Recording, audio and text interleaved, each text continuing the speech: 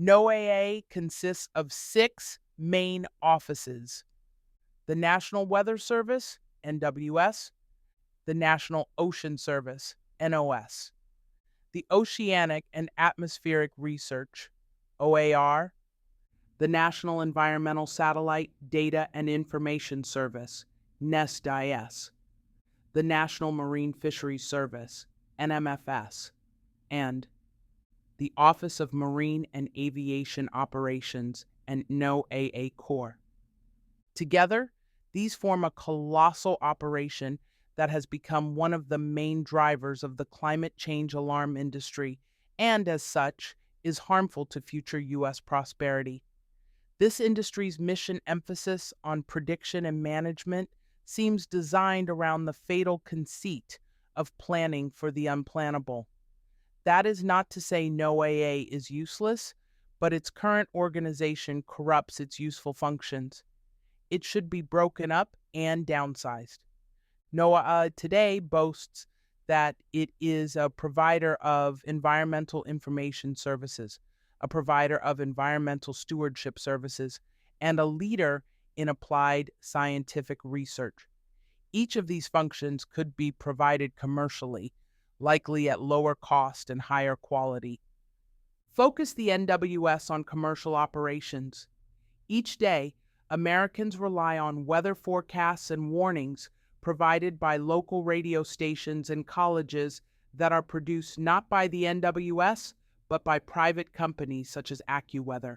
Studies have found that the forecasts and warnings provided by the private companies are more reliable than those provided by the NWS. The NWS provides data the private companies use and should focus on its data gathering services. Because private companies rely on these data, the NWS should fully commercialize its forecasting operations. NOAA does not currently utilize commercial partnerships as some other agencies do. Commercialization of weather technology should be prioritized to ensure that taxpayer dollars are invested in the most cost-efficient technologies for high-quality research and weather data. Investing in different sizes of commercial partners will increase competition while ensuring that the government solutions provided by each contract are personalized to the needs of NOAA's weather programs. The NWS should be a candidate to become a performance-based organization to better enforce organizational focus on core functions such as efficient delivery of accurate, timely, and unbiased data to the public and to the private sector. Review the work of the National Hurricane Center and the National Environmental Satellite Service. The National Hurricane Center and National Environmental Satellite Service data centers provide important public safety and business functions as well as academic functions and are used by forecasting agencies and scientists internationally. Data continuity is an important issue in climate science. Data collected by the department should be presented neutrally, without adjustments intended to support any one side in the climate debate. Transfer No Survey functions to the U.S. Coast Guard and the U.S. Geological Survey. Survey operations have historically accounted for almost half the NOS budget. These functions could be transferred to the U.S. Coast Guard and U.S. Geological Survey to increase efficiency. NOS's expansion of the National Marine Sanctuary System should also be reviewed, as discussed below. Streamline NMFS. Overlap exists between the National Marine Fisheries Service and the U.S. Fish and Wildlife Service. Overly simplified, the NMFS handles saltwater species, while the Fish and Wildlife Service focuses on freshwater. The goals of these two agencies should be streamlined. Harmonize the Magnuson-Stevens Act with the National Marine Sanctuaries Act.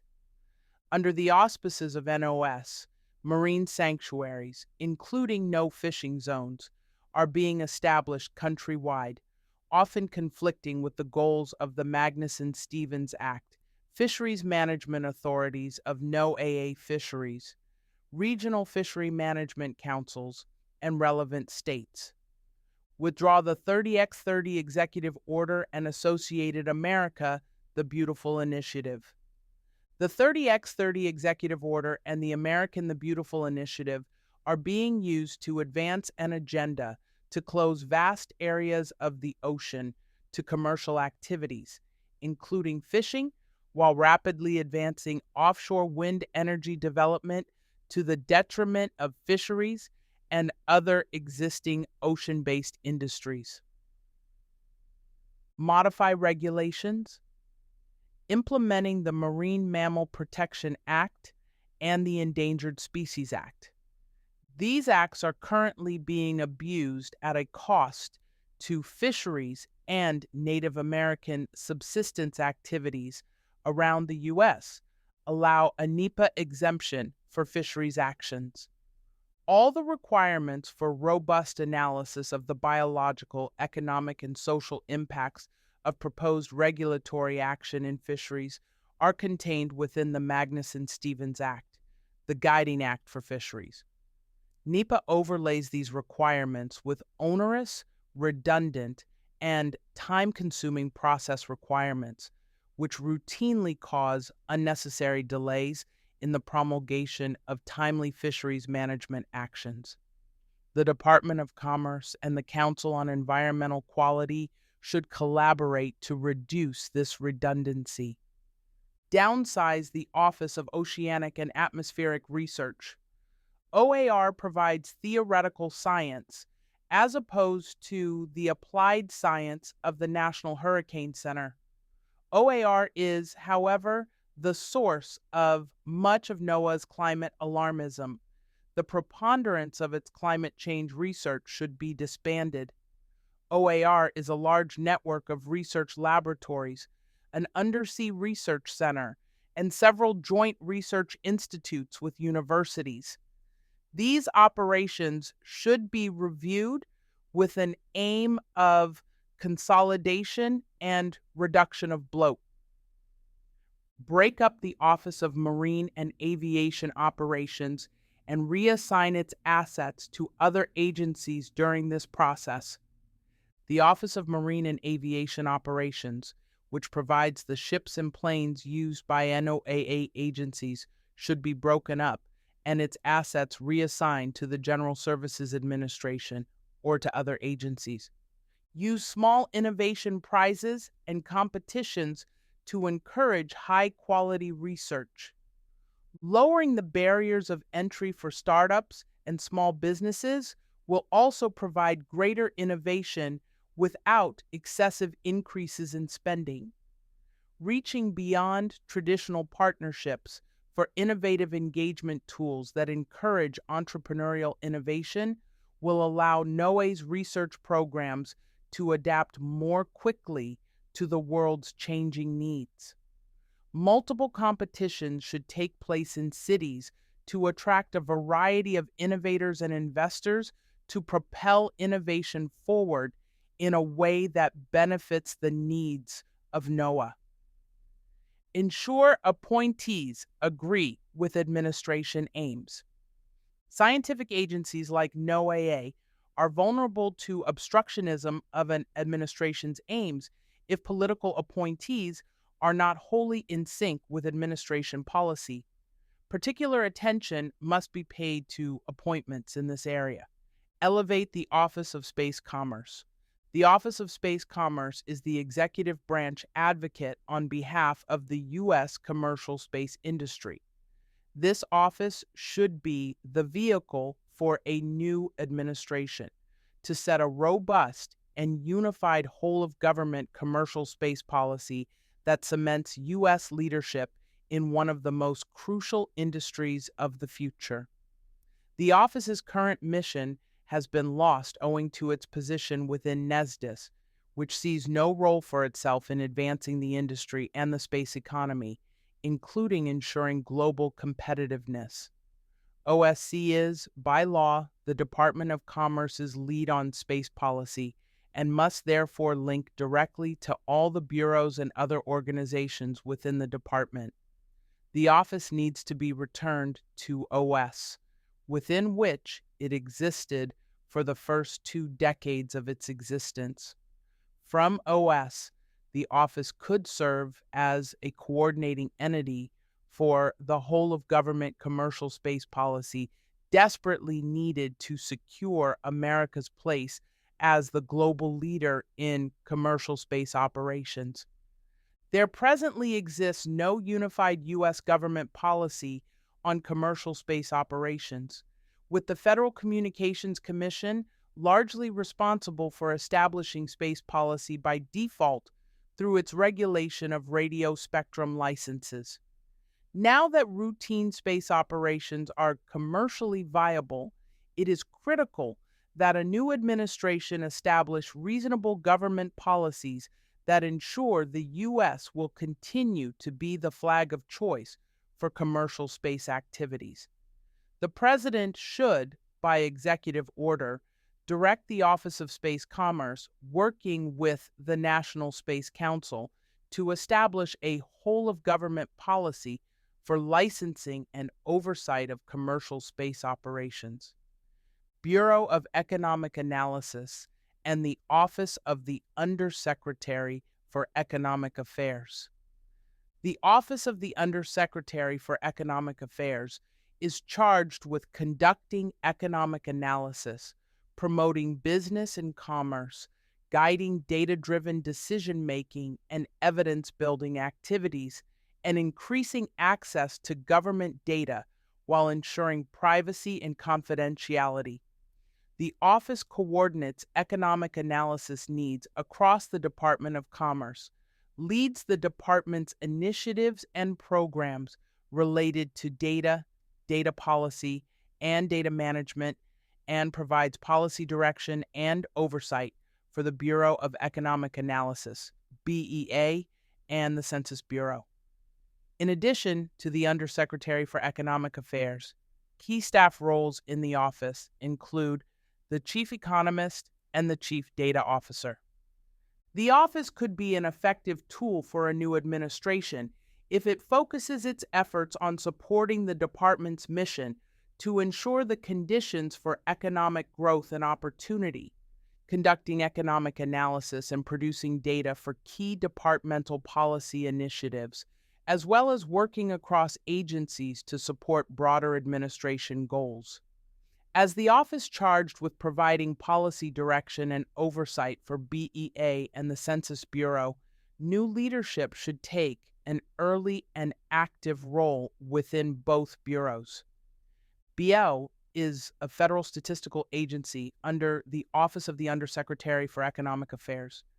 BIA's mission is to promote a better understanding of the U.S. economy by providing timely, relevant, and accurate economic accounts data in an objective manner.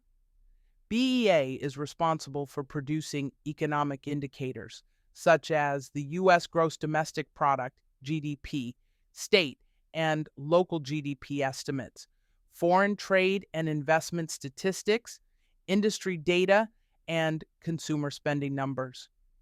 The data produced by BEA are used by government and business decision makers to understand the state of the nation's economy.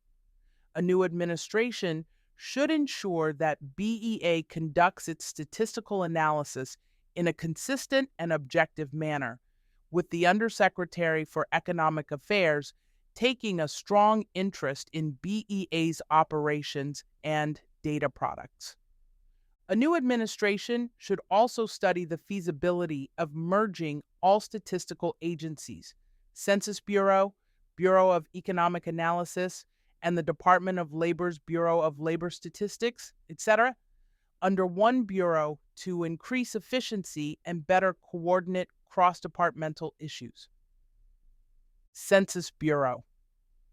The Census Bureau's core mission is to execute the executive branch's constitutional mandate to conduct a census every 10 years, but its activities have steadily grown and shifted to include the Economic Census, American Community Survey, and further functions outside of its core mission. An incoming conservative administration should focus on three areas: day-to-day management, the decennial census, and other programs.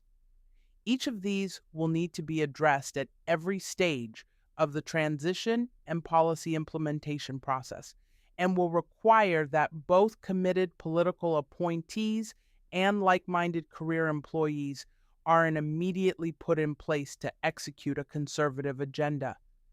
These will need to be placed both in the Census Bureau and in key department level managerial positions, such as those in the CFO ASA's office. Day-to-day management, command and control. Strong political leadership is needed to increase efficiency and align the Census Bureau's mission with conservative principles. Personnel is key to ensuring that a new administration can guide preparations for the 2030 census and oversee the continued operation of the Bureau's many surveys. To move bureaucracy on key priorities, appointed staff should be in place at the Bureau as early as feasible after a new president takes office. This will require the Office of Personnel Management to allocate additional political appointee positions to the Census Bureau. Financial management, information technology, and human resources. The new administration must immediately conduct a review to identify ways to better control costs and reverse recent failures of investments intended to upgrade the financial management, information technology, and human resources systems of the Census Bureau. Leveraging technology. The Census Bureau should focus on continuing to incorporate technology into its day-to-day operations, as well as the execution of its surveys, to reduce costs and provide more accurate and timely data to the American public. Prioritizing cybersecurity and protection of confidential information. Because much of the data collected by the Census Bureau includes personal and confidential information, a focus on protecting data and implementing proper data protocols is necessary to ensure compliance with the legal requirements of Title 13. Decennial census. Fully vet existing planning and budgeting from day one. Planning and budgets for the 2030 decennial census will be finalized in fall 2025, including many decisions on how to use, develop, and administer the count. An incoming administration should immediately audit the Life Cycle Cost Estimate, LCCE, for the 2030 census and conduct a new LCCE if necessary. This will ensure that budget requests are accurate and up to date and allow the new administration to understand the decennial process in greater detail. Remove duplicative functions to increase efficiency. As part of the above review, ensure the decennial operational plan eliminates current duplication among ongoing census operations, annual surveys, etc., and decennial operations in information technology, human resources, etc. This overlap has been estimated to waste billions of dollars in the years leading up to each decennial census. Review the Partnership Program. This program, designed to promote responsiveness to the census by employing trusted voices in various communities, deserves careful scrutiny. A new administration should work to actively engage with conservative groups and voices to promote response to the decennial census. Promoting response to the decennial census will ensure that the most accurate counts are conducted, leading to a more accurate apportionment of congressional representation and allocation of federal funds. In 2020, lack of conservative participation was one factor in an undercount in some areas of the country, affecting representation of certain states. Add a citizenship question. Despite finding that the Trump administration's addition of the citizenship question to the 2020 decennial census violated the Administrative Procedures Act, the Supreme Court held that the Secretary of Commerce does have broad authority to add a citizenship question to the decennial census.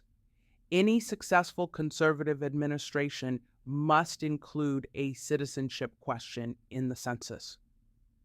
Asking a citizenship question is considered best practice even by the United Nations. By law, the Census Bureau must deliver the decennial census subjects topics to Congress 3 years before Census Day, in this case, by April 1st, 2027. Questions must be presented to Congress 2 years before Census Day, April 1st, 2028.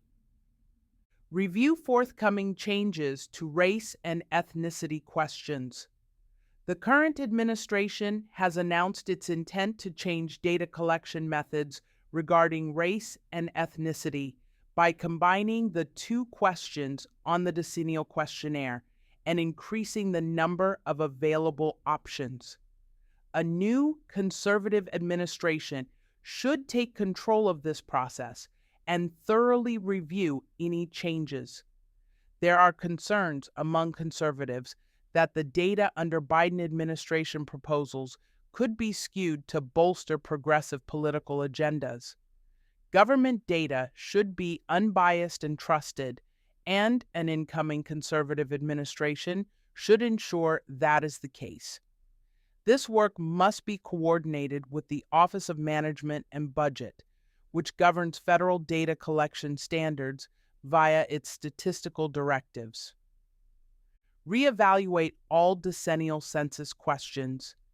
Determine how best to optimize use of the decennial census to determine whether current or additional questions provide added value in coordination with other departments that utilize the information.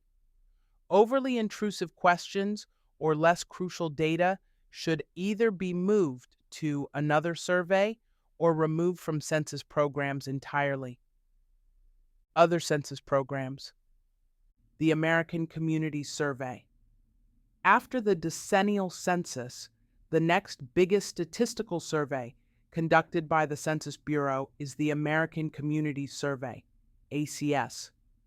As with the decennial census, each question should be carefully reviewed to ensure the data are useful and that the questions are not overly intrusive.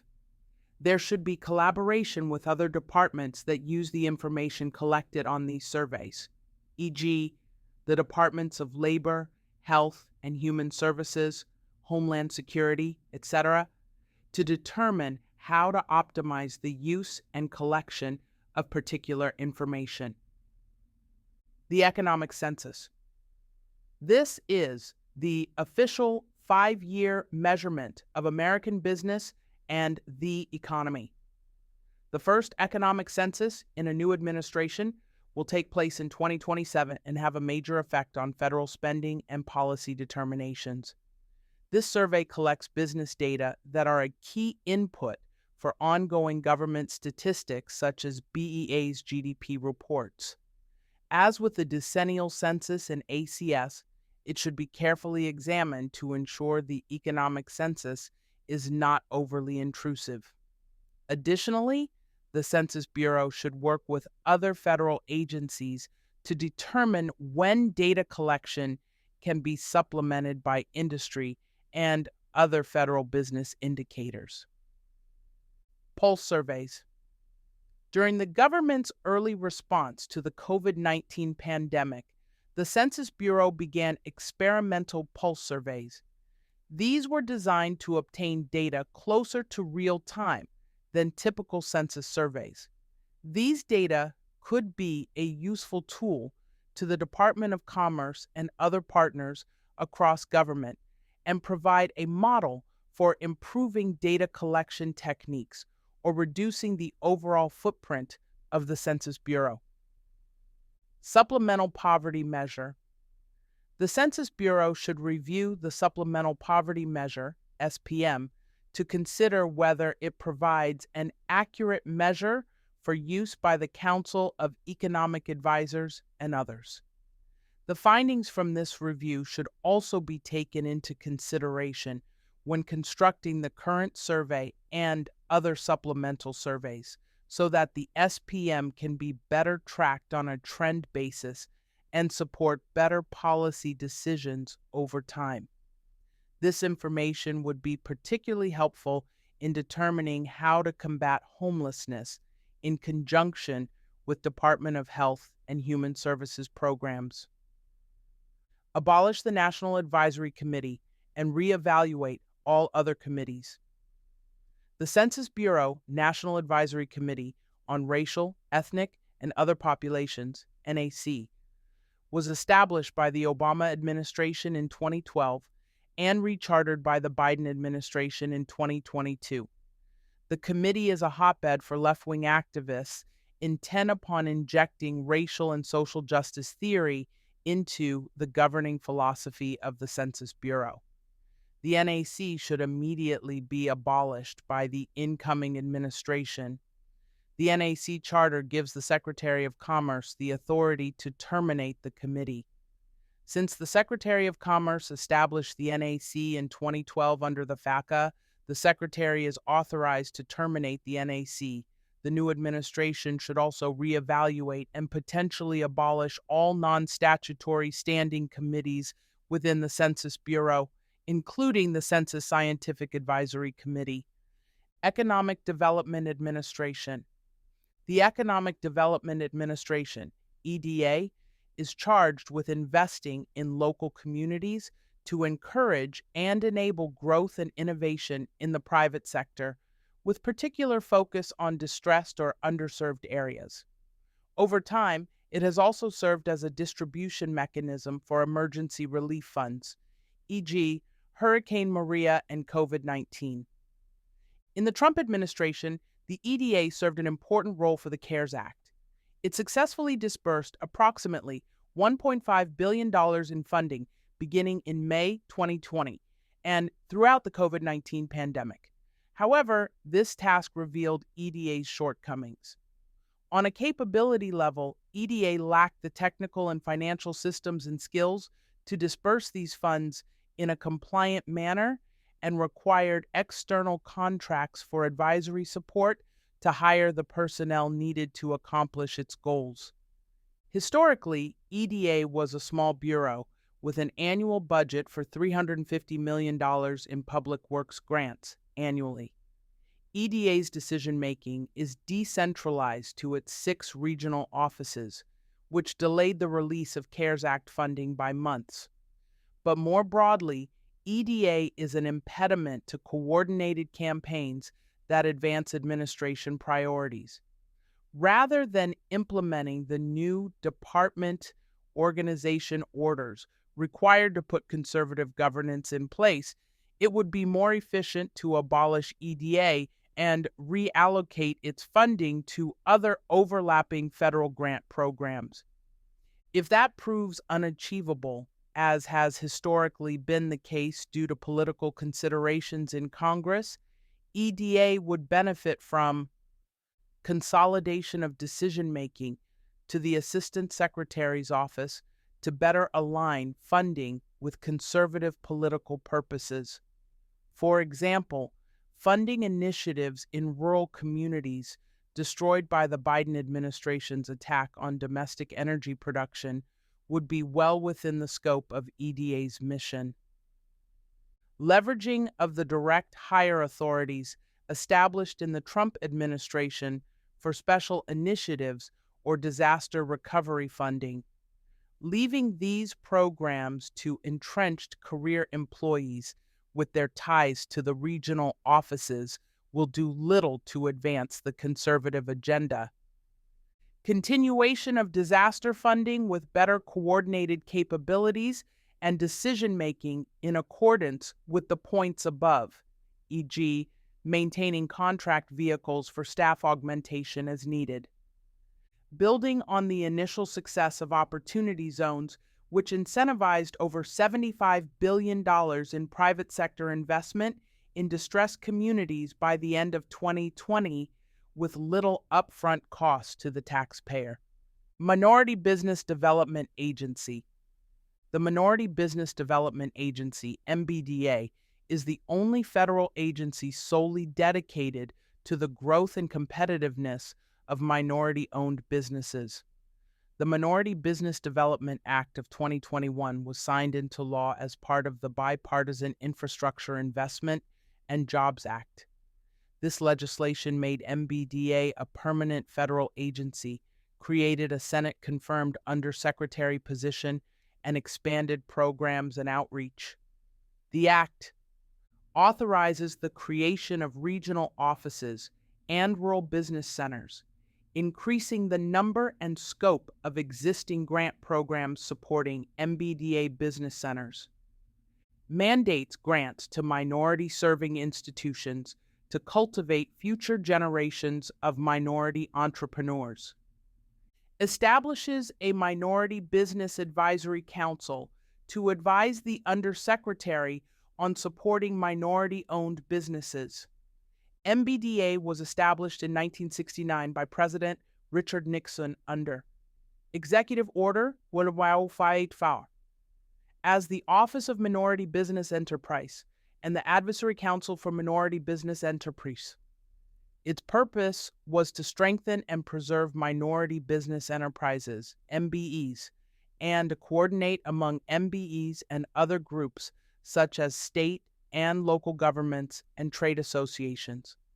For over 50 years, the MBDA operated under executive order without clear congressional authorization, but was regularly recognized and promoted by every subsequent president, including Presidents Ronald Reagan and Donald Trump. MBDA has the appearance, on its face, of perpetuating racial bias by focusing on minority advancement rather than economic need or other criteria. This is why the Trump administration proposed eliminating funding for the agency in 2017. Many conservatives ask why the government is funding this activity, which often amounts to business and management consulting services offered by private sector entities. Eventually, the Trump administration changed course and proposed that MBDA continue to exist as a permanently authorized entity focused on policy rather than offering services. Despite this change, many conservatives understandably see MBDA as problematic on a philosophical level. Nonetheless, Congress has spoken recently on this issue and is unlikely to change its position in the near term. In 2017, MBEs represented 1/3 of all U.S.-owned businesses with almost 9 million employees, generating $1.7 trillion for the U.S. economy. As such, a conservative administration is best served by approaching MBDA as a tool to be leveraged in the fight to deliver economic opportunity to all Americans and to produce an economy centered on equal opportunity, free markets, innovation, and growth. Conservative leadership at MBDA should focus the organization on conducting policy analysis on the benefit of free markets, the evils of socialism and communism, and the destructive effect of taxes and regulations on minority businesses. Ensuring MBDA business centers operate efficiently with strict oversight of funding, clear metrics for success, and consequences for poor performance. Creating policy-level operational priorities geared toward private sector action over government action, with public-private partnerships serving as a necessary middle ground. Establishing MBDA as a data and research clearinghouse for minority business enterprises and policymakers.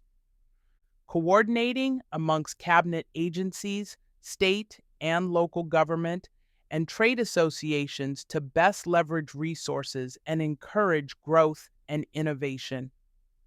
Evaluating the harmful effects of unfair trade practices on minority-owned businesses and their employees. U.S. Patent and Trademark Office. The U.S. Patent and Trademark Office carries out a core constitutional mandate from Section 8, Article 1. The Congress shall have power to promote the progress of science and useful arts by securing for limited times to authors and inventors the exclusive right to their respective writings and discoveries. Strong intellectual property, IP, protections form the bedrock of American business and are a key factor in making the U.S. economy the most innovative in the world. As such, a conservative administration must constantly work to strengthen IP rights and combat the incorrect view that strong IP rights somehow limit innovation. Political leadership in a new conservative administration should support like-minded countries as candidates for leadership in the World Intellectual Property Organization and build strong relationships with international partners to strengthen intellectual property rights. Re-examine patent eligibility requirements in Section 101 of the Patent Act and support internal and/or legislative reforms to enable U.S. leadership in critical and emerging technologies such as quantum computing, 5G, and artificial intelligence. Take a balanced approach to the Patent Trial and Appeal Board and prioritize rapid and transparent processing of applications and appeals. Work with administration partners and Congress to find and punish trademark infringers and counterfeiters. Oppose efforts to provide intellectual property waivers for cutting-edge technologies, including for COVID-19 vaccines and therapeutics, through the World Trade Organization's trade-related aspects of intellectual property rights agreement or any other mechanism. National Institute of Standards and Technology. The National Institute of Standards and Technology is charged with promoting U.S. innovation and competitiveness by advancing measurement science, standards, and technology. NIST carries out cutting-edge research, helps industry establish standards and best practices, and is the nation's foremost authority on measurements. NIST's atomic clock, for instance, maintains the official time of the United States. An incoming administration should evaluate the federal government's civilian research footprint and consolidate those functions while ensuring that any research conducted with taxpayer dollars serves the national interest in a concrete way in line with conservative principles. Beyond this, an incoming administration should privatize the Hollings Manufacturing Extension Partnership. The Hollings Manufacturing Extension Partnership, MEP, establishes and manages a network of centers focused on advising small and medium-sized manufacturers in order to improve processes and thereby strengthen the U.S. industrial base. When Congress created the program, MEP centers were intended to transition to self-sustaining private institutions after using government funds to begin operations, but the prohibition on long-term funding was abolished in 1998. MEP's business advisory services would be more properly carried out by the private sector. The next administration should propose legislation to zero out this $150 million program and fully privatize existing MEP centers. Transfer the Baldrige Performance Excellence Program. This program's process assists companies in improving management and operations, a function more properly and effectively carried out by the private sector.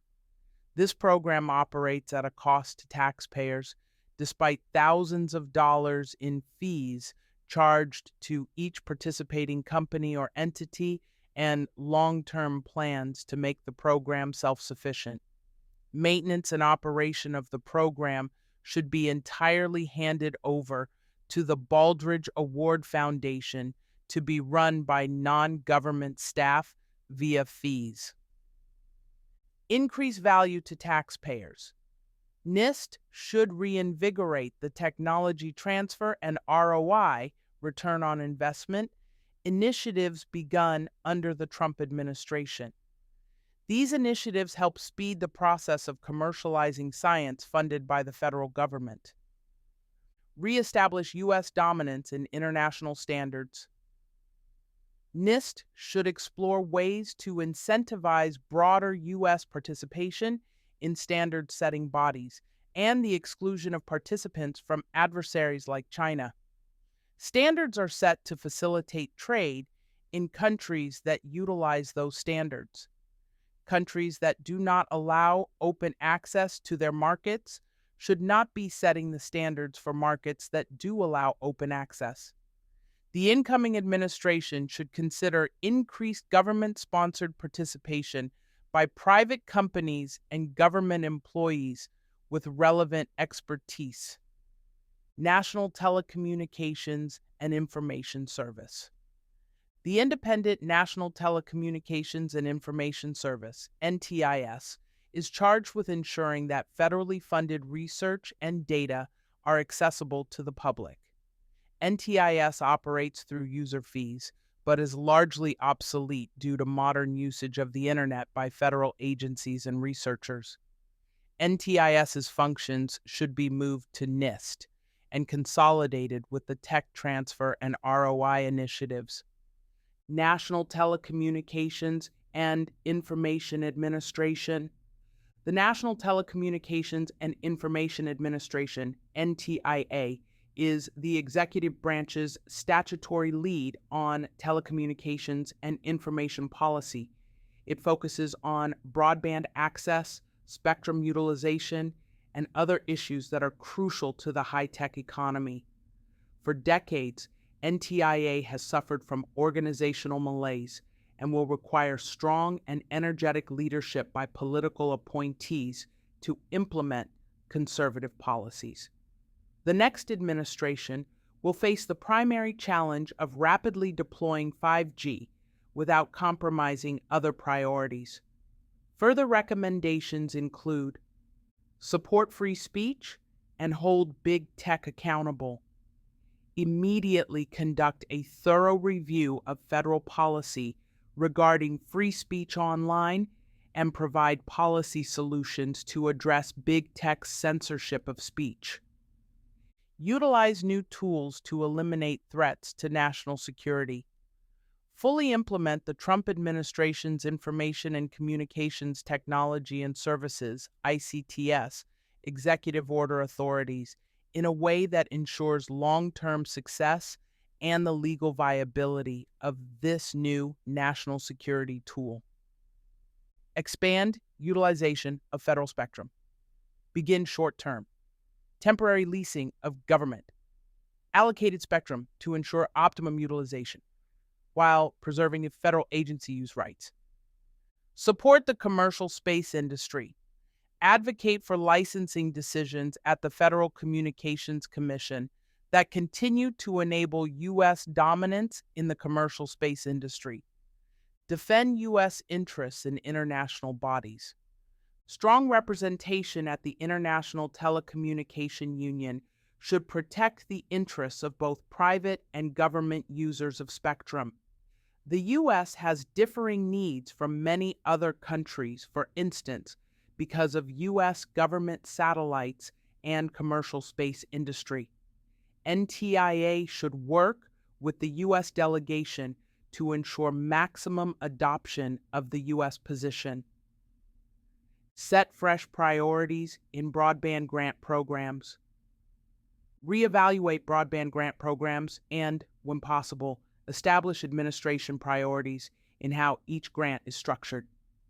First and foremost, widespread deployment of infrastructure is needed for 5G adoption in rural and exurban areas, which will be a key factor in future economic competitiveness for these underserved communities. Review FirstNet. Evaluate the performance and long-term value proposition of FirstNet in view of modern technologies that will render it obsolete.